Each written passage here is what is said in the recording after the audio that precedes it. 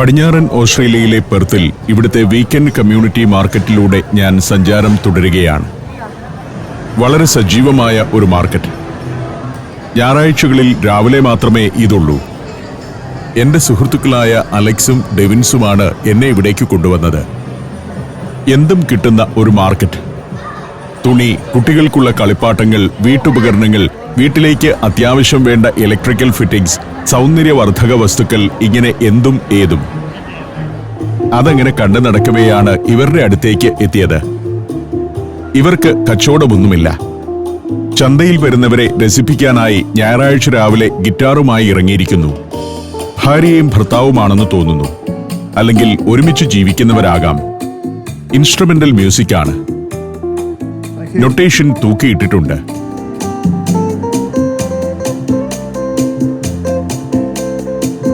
Karaoke മ്യൂസിക്കിനൊപ്പമാണ് guitar വാദനം. Vocal സംഗീതമൊന്നുമില്ല. ഞാൻ കുറച്ചുനേരം അവിടെ നിന്ന് അത് ഷൂട്ട് ചെയ്തു. ഇവരൊന്ന് പാടുന്നത് കേൾക്കാൻ വേണ്ടിയാണ് നിൽക്കുന്നത്.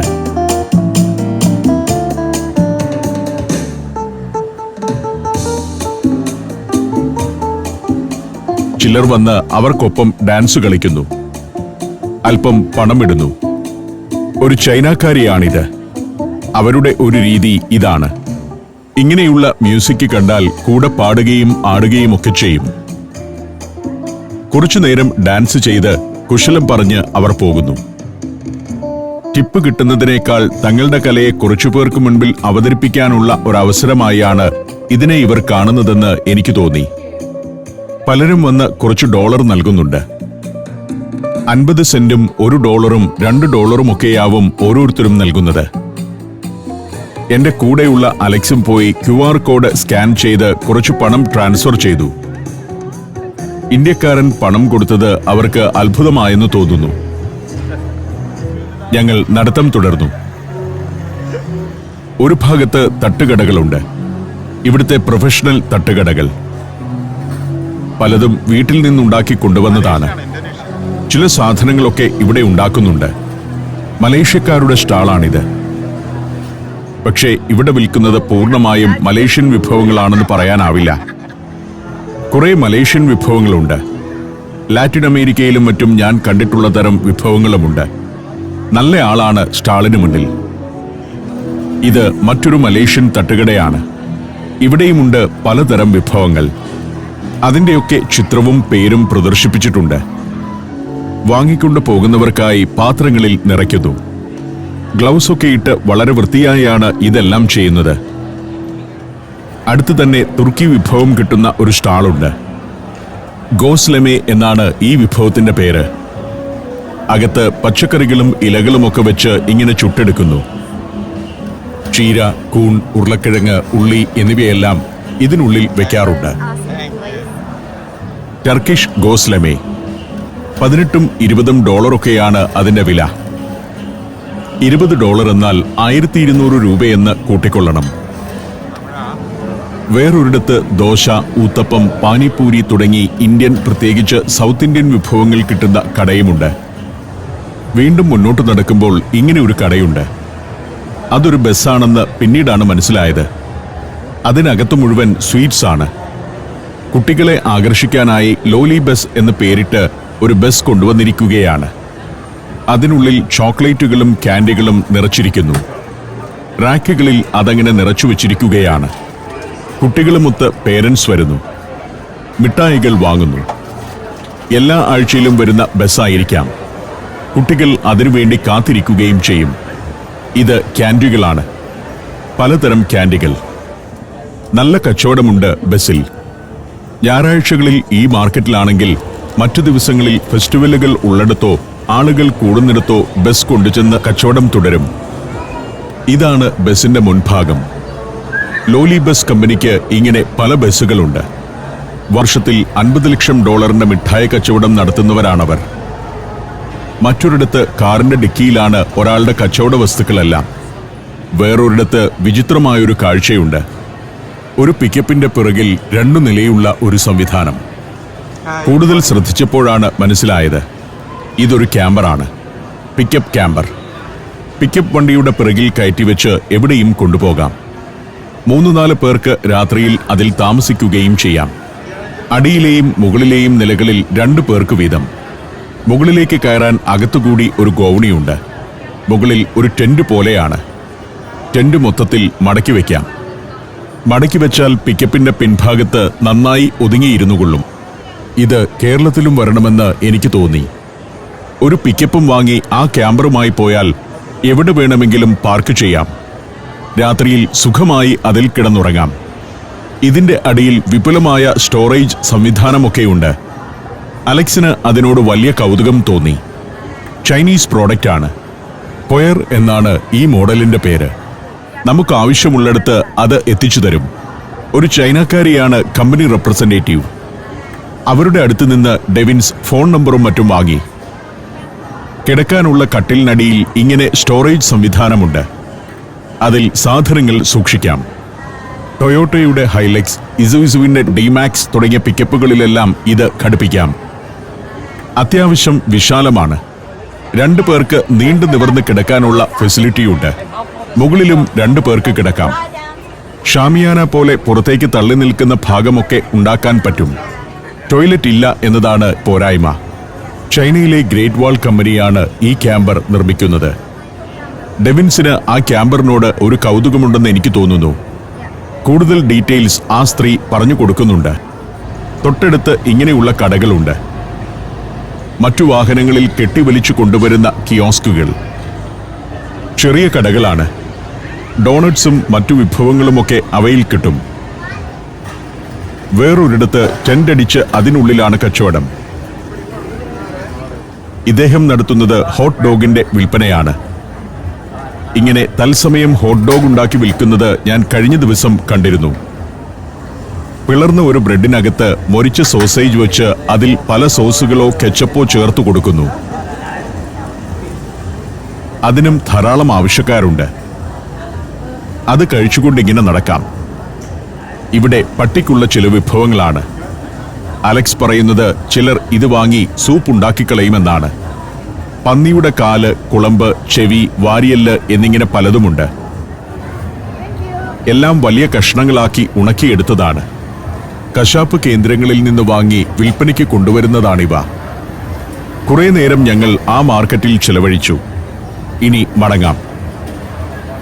പെർത്തിൽ സാധാരണക്കാർക്ക് വേണ്ടി ഞായറാഴ്ചകളിൽ പ്രവർത്തിക്കുന്ന ഒരു കമ്മ്യൂണിറ്റി മാർക്കറ്റ് കണ്ടുകഴിഞ്ഞു. ധാരാളം ആളുകൾ ഇപ്പോഴും കയറി വരുന്നുണ്ട്. നേരം 10 മണിയായി. നല്ല വെയിൽ പരന്നിരിക്കുന്നു. അന്തരീക്ഷത്തിനൊരു തണുപ്പൊക്കെയുണ്ട്.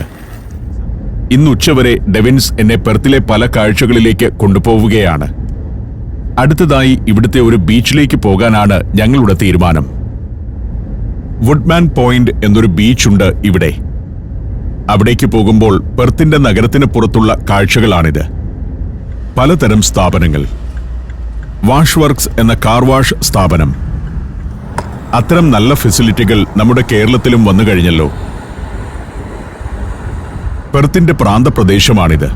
യൂണിവേഴ്സിറ്റികളും ഹോസ്പിറ്റലുകളും എല്ലാമുള്ള പ്രദേശം. 5 പ്രധാന യൂണിവേഴ്സിറ്റികളാണ് പെർത്തിലുള്ളത്. അതിൽ തന്നെ യൂണിവേഴ്സിറ്റി ഓഫ് വെസ്റ്റേൺ ഓസ്ട്രേലിയയാണ് ഏറ്റവും പ്രമുഖം. ഇടതുവശത്ത് കാണുന്നത് ഒരു റെയിൽവേ സ്റ്റേഷനാണ്, മർഡോക്ക് സ്റ്റേഷൻ. ഇവിടെ തന്നെ മർഡോക്ക് യൂണിവേഴ്സിറ്റി എന്ന വലിയൊരു യൂണിവേഴ്സിറ്റിയുമുണ്ട്. അങ്ങകലെ കാണുന്നതൊക്കെ ഹോസ്പിറ്റലുകളാണ്. ഏറ്റവും പ്രശസ്തമായ ചില ഹോസ്പിറ്റലുകളും ഈ ഭാഗത്തുണ്ട്.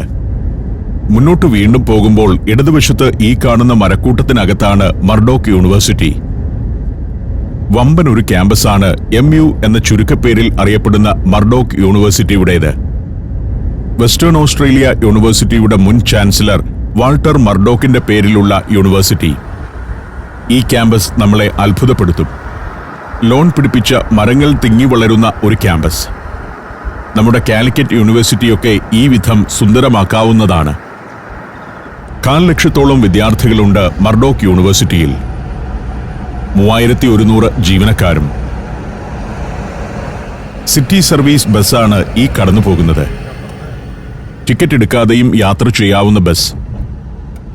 വീണ്ടും മുന്നോട്ടു പോകുമ്പോൾ പെർത്തിന്റെ ജനവാസ ഇടങ്ങളാണ് കാണുന്നത്. സാധാരണക്കാരും മറ്റും താമസിക്കുന്ന ഇടങ്ങൾ. എല്ലാറ്റിനും വൃത്തിയും ഭംഗിയും ഉണ്ടെന്നതാണ് ആകർഷകമായ ഘടകം. മധ്യപ്രദേശ്, ആൻഡമാൻ, ലക്നൌ, ബറോഡ, നാഷിക്, ഡൽഹി, ആഗ്ര, ഗോളിയോർ. സഞ്ചാരം പെൻഡ്രൈവ് വോള്യം നമ്പർ 22. ഫുൾ HD-യിലുള്ള ഈ അപൂർവ ദൃശ്യയാത്രാ വിവരണ ശേഖരം സ്വന്തമാക്കാൻ സഞ്ചാരം എന്ന് SMS ചെയ്യൂ. ഫോൺ 9995444222. ഈ ദൃശ്യങ്ങൾ കാണുമ്പോൾ ഇവിടെ വന്ന് താമസിക്കാൻ ഏതൊരു മലയാളിക്കും തോന്നിപ്പോകും. പ്രത്യേകിച്ച് ചെറുപ്പക്കാർക്ക്. തിരക്കും ഗതാഗതക്കുരുക്കുമൊന്നുമില്ലാത്ത തെരുവുകൾ, റെഡ് റൂസ്റ്റർ പോലുള്ള ഫാസ്റ്റ് ഫുഡ് കിട്ടുന്ന സ്ഥാപനങ്ങൾ, ജനവാസ ഇടങ്ങളിൽ അതെല്ലാം ഉണ്ടാകും. 23 ലക്ഷം ആളുകൾ വസിക്കുന്ന നഗരമാണ് പെർത്ത്. ഓസ്ട്രേലിയയിലെ തന്നെ ഏറ്റവും ജനസാന്ദ്രതയുള്ള 4ാമത്തെ നഗരമാണ് പെർത്ത്. വെസ്റ്റേൺ ഓസ്ട്രേലിയയിൽ 10,000-ലേറെ മലയാളികൾ ഉണ്ടെന്നാണ് കണക്ക്. അതിൽ കൂടുതൽ പേരും വസിക്കുന്നത് പെർത്തിലാണ്. ഏതാണ്ട് 3/4 ലക്ഷത്തോളം ഇന്ത്യക്കാർ പെർത്തിലുണ്ടെന്നാണ് കണക്ക്. അങ്ങനെ പോകവേ ഒരു വീടിന് മുന്നിൽ ഏതാനും ട്രക്കുകളും ഫർണിച്ചറുകളും മറ്റും നിരത്തിയിട്ടിരിക്കുന്നത് കണ്ട് ഞങ്ങൾ വണ്ടി നിർത്തി. ഇത് ഗരാജ് സെയിൽ എന്ന പരിപാടിയാണെന്ന് അലക്സ് പറഞ്ഞു. ഞങ്ങൾ അവിടേക്ക് ഇറങ്ങിച്ചെന്നു.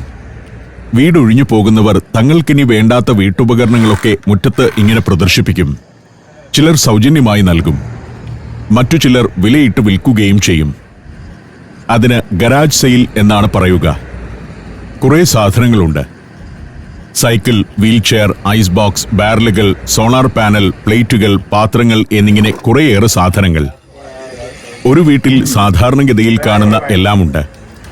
ഒരാളുടെ വീട്ടിലെങ്ങനെ ഇത്രയും സാധനങ്ങൾ വന്നു എന്ന് ഞങ്ങൾക്ക് സംശയമായി. അന്വേഷിച്ചപ്പോഴാണ് മനസ്സിലായത്. ഗാർബേജ് കളക്ട് ചെയ്യുന്ന ഒരു ഏജന്റാണ് അയാൾ. ഡെവിൻസിന് അതിലെ ഒരു സൈക്കിൾ ഇഷ്ടപ്പെട്ടു. തരക്കേടില്ലാത്ത സൈക്കിളാണ്. അത് വാങ്ങിയാലോ എന്നായി. താല്പര്യമുണ്ട്, പക്ഷേ ഇത് ഈ പറഞ്ഞ പോലെ വണ്ടിയെ കൊണ്ടോട്ടെ. ജോർഡീസ് ഗാർഡൻ ബാഗ്സ് എന്നെഴുതിയ ട്രക്ക്. റബ്ബിഷ് റിമൂവലാണ് ജോലി. ഇദ്ദേഹമാണ് ജോർഡി. ഇയാൾ ട്രക്കിൽ പോയി സിറ്റിയിൽ പലയിടത്തു നിന്നും ഒഴിവാക്കിയ വസ്തുക്കൾ കളക്ട് ചെയ്യും. എന്നിട്ട് അതിൽ നിന്നും നല്ല സാധനങ്ങൾ സെലക്ട് ചെയ്തെടുക്കും. ഇവിടെ ഇദ്ദേഹത്തിന് ഒരു വർക്ക്ഷോപ്പുണ്ട്. അവിടെ അറ്റകുറ്റപ്പണികൾ തീർത്ത സാധനങ്ങൾ വീക്കെൻഡ്സിൽ മുറ്റത്ത് നിരത്തി വെക്കും. അദ്ദേഹം ഞങ്ങളെ വർക്ക്ഷോപ്പിലേക്ക് കൂട്ടിക്കൊണ്ടുപോയി. അവിടെ പക്ഷികളെ വളർത്തുന്ന പരിപാടിയുണ്ട്. ജോർഡിയുടെ വീട് തന്നെ ഒരു ഗോഡൌൺ പോലെയാണ്. ഡെവിൻസിന് പക്ഷികളെക്കുറിച്ചൊക്കെ വിശദീകരിച്ചു കൊടുത്തു ജോർഡി. അദ്ദേഹത്തിന് ഒരു ലാൻഡ് റോവർ വണ്ടിയുമുണ്ട്. വാഹനപ്രേമികളെ കൊതിപ്പിക്കുന്ന ഒരു വണ്ടി. പല കാഴ്ചകൾ ഞങ്ങളെ കൊണ്ടുനടന്ന് കാണിച്ചു ജോർഡി. തന്റെ വീരകൃത്യങ്ങളെപ്പറ്റി പറയുകയും ചെയ്തു. വീടിനകത്തേക്കെല്ലാം കൊണ്ടുപോകുന്നുണ്ട്. അതിനിടെ അലക്സിനും സൈക്കിളിനോട് ഒരു താല്പര്യം. $160 അതിന് ജോർഡി പറഞ്ഞ വില. 9,000-ലധികം രൂപ. ഞങ്ങൾ $100 ആണെങ്കിൽ വാങ്ങിക്കാമെന്ന് പറഞ്ഞു. ജോർഡി അതിന് തയ്യാറല്ല. എങ്കിലും ആൾ വളരെ ഹാപ്പിയായി. അമേരിക്കൻ ശൈലിയിലാണ് ഇവിടെയും ആളുകളുടെ പെരുമാറ്റമൊക്കെ. ഞാൻ ഇതൊക്കെ ഷൂട്ട് ചെയ്യുന്നത് കണ്ടപ്പോൾ ജോർഡിക്ക് വലിയ ആവേശമായി. പലതും ഓടി നടന്ന് കാണിച്ചു തരുന്നുണ്ട്.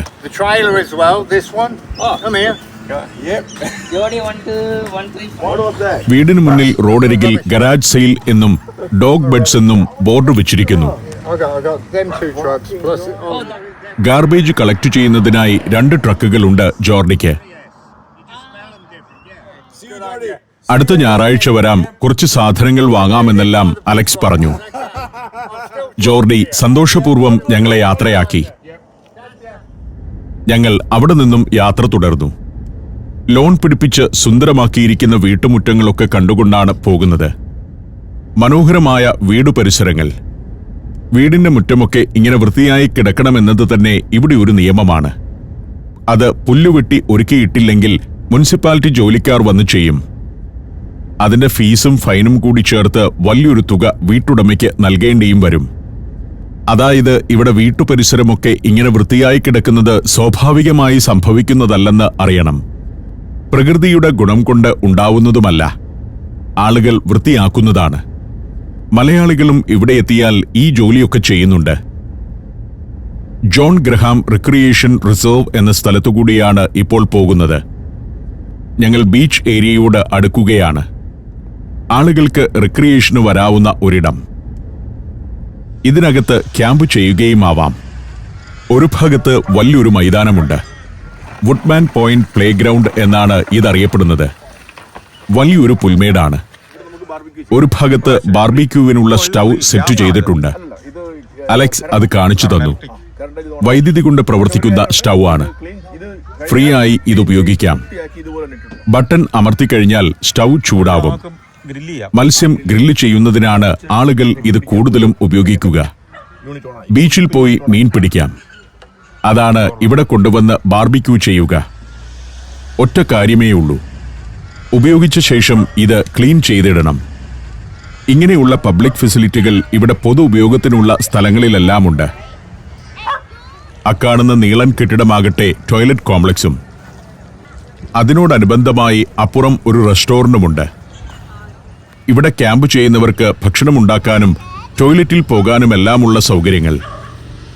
ഏതാനും ദിവസങ്ങൾ കുടുംബസമേതം ഇവിടെ ക്യാമ്പ് ചെയ്യാം. കടലിലെ വിനോദങ്ങൾക്ക് പോകുന്ന ബഗ്ഗികൾ, സർഫ് ചെയ്യാനൊക്കെയുള്ള സാമഗ്രികളുമായാണ് ആളുകൾ പോകുന്നത്. കുടുംബമായി വന്നവരെയെല്ലാം കാണാം. ഞങ്ങൾ ആ ക്യാമ്പിംഗ് ഗ്രൗണ്ടിൽ നിന്നും ബീച്ചിലേക്ക് നടന്നു. വുഡ്മാൻ പോയിന്റ് ബീച്ചിലേക്ക്. ആമോ ജെട്ടി എന്നാണ് മുന്നിലുള്ള ആ ഭാഗം അറിയപ്പെടുന്നത്. ഭാവിയിൽ എങ്ങനെയായിരിക്കും ആമോ ജെട്ടി ഡെവലപ്പ് ചെയ്യാൻ പോകുന്നതെന്ന കൺസെപ്റ്റ് ഇവിടെ പ്രദർശിപ്പിച്ചിട്ടുണ്ട്. വരാൻ പോകുന്ന പദ്ധതി എങ്ങനെയാണെന്ന് മുൻകൂട്ടി നാട്ടുകാരെ അറിയിക്കുന്നു. എമർജൻസിക്ക് വിളിക്കേണ്ട ഫോൺ നമ്പറും സന്ദേശത്തിന്റെ കോഡുമുണ്ട്. മറ്റൊരു ഭാഗത്ത് ഒരു ബോർഡ് വെച്ചിരിക്കുന്നത് പട്ടിയെയും കൊണ്ട് ഇവിടെ വരാൻ പാടില്ലെന്നാണ്. പട്ടികളെ വെറുതെ അങ്ങ് നിരോധിക്കുകയല്ല, അതിന്റെ കാരണങ്ങളും എഴുതി വച്ചിട്ടുണ്ട്. ഒരു പ്രധാന കാരണം പട്ടികൾ ഇവിടെ വരുന്ന ദേശാടന പക്ഷികളെ ഓടിക്കുന്നു എന്നതാണ്. പട്ടിയുടെ കുര കേട്ട് മൈഗ്രേറ്ററി ബേർഡ്സ് വരുന്നില്ലത്രേ. മനോഹരമായ പഞ്ചാര മണൽ ബീച്ചാണ്. എന്റെ കൂടെയുള്ള സുഹൃത്തുക്കൾ ഇടയ്ക്കിടയ്ക്ക് വരുന്ന ബീച്ചാണിതെന്ന് അവർ പറഞ്ഞു. പ്രത്യേകിച്ച് ഡെവിൻസ്. കൂടുതൽ ആളുകളും ചൂണ്ടയിടാനാണ് വരിക. രാപ്പകൽ വ്യത്യാസമില്ലാതെ ആളുകൾ വരുന്ന ബീച്ചാണിത്. ധാരാളം മീൻ കിട്ടുന്ന ബീച്ച്. വലവീശിയും ചൂണ്ടയിട്ടുമൊക്കെ അവയെ പിടിക്കാം. അതുകൊണ്ട് മലയാളികളും വലിയ തോതിൽ ഇവിടെ മീൻ പിടിക്കാൻ വരും. കുട്ടികൾ മണലിൽ കളിക്കുന്നു. ഞായറാഴ്ച ആയതുകൊണ്ട് കൂടുതൽ ആളുകളുണ്ട്. ഇവിടെ ഒരു ജെട്ടിയുണ്ട്. കടലിലേക്ക് തള്ളി നിൽക്കുന്ന വലിയൊരു ഭാഗം. അതിലൂടെ അങ്ങേയറ്റം വരെ നടക്കാം. ഈ ജെട്ടിയാണ് മീൻപിടുത്തക്കാരുടെ ഒരു പ്രധാന കേന്ദ്രം. ഇതിൽ രണ്ടു ഭാഗത്തും ഇങ്ങനെ നിരന്നിരുന്ന് മീൻ പിടിക്കും. വൈകുന്നേരമാകുമ്പോഴേക്കും ഇതിൽ മീൻപിടുത്തക്കാരുടെ നല്ല തിരക്കായിരിക്കുമത്രേ. വിളക്കുകാലിൽ 2 പെലിക്കനുകൾ. കൂറ്റൻ പക്ഷികളാണ്. അവരുടെ സ്ഥിരം സങ്കേതമാണ് അതെന്ന് മനസ്സിലായി. അവരുടെ കാഷ്ടം കൊണ്ട് ലൈറ്റിന്റെ പുറം ഭാഗം മൂടിയിരിക്കുന്നു. വൈറ്റ് പെലിക്കൻ എന്ന് പൊതുവെ അറിയപ്പെടുന്നവരാണ് ഇവർ. വലിയ ആഴമില്ലാത്ത ഒരു കടൽ ഭാഗമാണിത്. തിരമാലകളില്ല. വളരെ ശാന്തമാണ്. ഈ ജെട്ടിയിൽ നിന്നും ഡൈവ് ചെയ്യുന്നത് കുട്ടികളുടെ ഒരു വിനോദമാണ്. അവർ ആഘോഷമൂഡിലാണ്. അത് കണ്ടു നിൽക്കുന്ന മാതാപിതാക്കൾ. കൗണ്ട് ചെയ്ത് ആശംസയൊക്കെ നൽകിയാണ് ഒരാൾ മറ്റൊരാളെ ചാടാൻ വിടുന്നത്. അവർ വെള്ളത്തിലേക്ക് കർണം മറിയുന്നു. താഴെ അച്ഛനുണ്ട്. അയാളുടെ മേൽനോട്ടത്തിലാണ് ഡൈവിംഗ്. വേറെ ചിലർ പാഡിൽ ബോർഡിൽ തുഴഞ്ഞു നീങ്ങുന്നു. നേരത്തെ ക്യാമ്പിംഗ് ഗ്രൗണ്ടിൽ നിൽക്കുമ്പോൾ പാഡിൽ ബോർഡുകൾ ഒരു ബഗ്ഗിയുടെ മുകളിൽ വെച്ച് കൊണ്ടുപോകുന്നത് കണ്ടിരുന്നല്ലോ. വേറെ ചിലർ വെള്ളത്തിൽ മുങ്ങിക്കിടക്കുന്നു. സ്കൂബ ഡൈവിംഗ് ആണ്. അവർ കടലിനടിത്തട്ടിലെ കോറലുകളെയൊക്കെ കണ്ടങ്ങനെ നീങ്ങുന്നു. വലിയ മീനുകളുടെ ഒരു കൂട്ടമാണെന്ന് തോന്നും ഇങ്ങനെ കാണുമ്പോൾ. ഇവിടെ ഒരു കൂട്ടർ മീൻപിടുത്തത്തിലാണ്. ഭാര്യയും ഭർത്താവുമാകാം, അല്ലെങ്കിൽ കാമുകർ. ഒറ്റയ്ക്ക് നിന്ന് ചൂണ്ടയിടുന്ന സ്ത്രീകളുമുണ്ട്. രാത്രിയിലാണ് ഇവിടെ ഏറ്റവും തിരക്കുണ്ടാവുക. അലക്സ് എന്നോടൊരു കാര്യം പറഞ്ഞു. അദ്ദേഹം ഈ വുഡ്മാൻ പോയിന്റിലെ പ്ലേ ഗ്രൗണ്ട് ഏരിയയിൽ ഒരാഴ്ചയോളം കാറുമായി വന്ന് താമസിച്ചിട്ടുണ്ട്. പെർത്തിലേക്ക് ആദ്യം വന്നപ്പോൾ അലക്സിന് വാടകയ്ക്ക് വീട് കിട്ടിയിരുന്നില്ല. അതിനാൽ നേരത്തെ ഈ ബീച്ചിലേക്ക് വരുമ്പോൾ കണ്ട ക്യാമ്പിംഗ് സ്ഥലത്ത് വണ്ടിയിട്ട് കിടക്കുകയായിരുന്നു. അവിടെ ഭക്ഷണമുണ്ടാക്കി കഴിച്ച് അവിടുത്തെ ടോയ്ലറ്റ് ഉപയോഗിച്ച് ഏതാനും ദിവസത്തെ താമസം. അലക്സ് ഒരു സാഹസികനാണ്. അദ്ദേഹത്തിന്റെ കഥ ഇനിയും പറയാനിരിക്കുന്നതേയുള്ളൂ. ഇവിടെ ചൂണ്ടയിട്ടുകൊണ്ടിരിക്കുന്ന ഒരാൾക്ക് മീൻ കിട്ടിയിരിക്കുന്നു. അതിനെ ചൂണ്ടയിൽ നിന്ന് അഴിച്ചെടുത്തു. അതിനിടെ ചുറ്റും നോക്കുന്നുമുണ്ട്. അതിന് കാരണമുണ്ട്. നിശ്ചിത വലിപ്പത്തിൽ കുറഞ്ഞ മീനിനെ പിടിക്കാൻ പാടില്ല. അതിനാൽ അയാൾ അതിനെ വെള്ളത്തിലേക്ക് തിരികെ വിട്ടു. ഞാൻ ഫ്രണ്ട്ലി ആണെന്ന് കണ്ടതോടെ അയാൾക്ക് രണ്ടാമത് കിട്ടിയ ചെറിയ മീനിനെ സുഹൃത്തിന്റെ കയ്യിൽ കൊടുത്ത് വെട്ടി കുടലും മറ്റും കളഞ്ഞ് പാത്രത്തിലേക്കിട്ടു. ചെറിയ മീനെ പിടിച്ചാൽ ഫൈനുണ്ട്. അയാൾക്ക് അടുത്ത മീനിനെയും കിട്ടി. ഞാനിവിടെ നോക്കി നിൽക്കെ തന്നെ ഇയാൾക്ക് 3 മീനിനെ കിട്ടിയിരിക്കുന്നു. നല്ല മീനുള്ള ഭാഗമാണിത്. വലിപ്പമൊന്ന് നോക്കി വേണം പാത്രത്തിലേക്കിടാൻ. ഇവിടെ റേഞ്ചേഴ്സ് ഉണ്ട്. അവർ ഇടയ്ക്കിടെ വന്ന് പരിശോധിക്കും. എത്ര മീൻ വേണമെങ്കിലും പിടിക്കാം. പക്ഷേ ഒരു നിശ്ചിത വലിപ്പത്തിൽ കുറയരുതെന്നു മാത്രം. പിടിച്ച മീനുകൾ ഈ പാത്രത്തിലുണ്ട്. 10-12 എണ്ണത്തെ പിടിച്ചിരിക്കുന്നു. അപ്പോൾ നഷ്ടമൊന്നുമില്ല. ചിലരിത് വിൽക്കുകയും ചെയ്യും. എല്ലാവർക്കും മീൻ കിട്ടുന്നുണ്ട്. ഞാൻ ആ കടൽപ്പാലത്തിലൂടെ നടത്തം തുടർന്നു.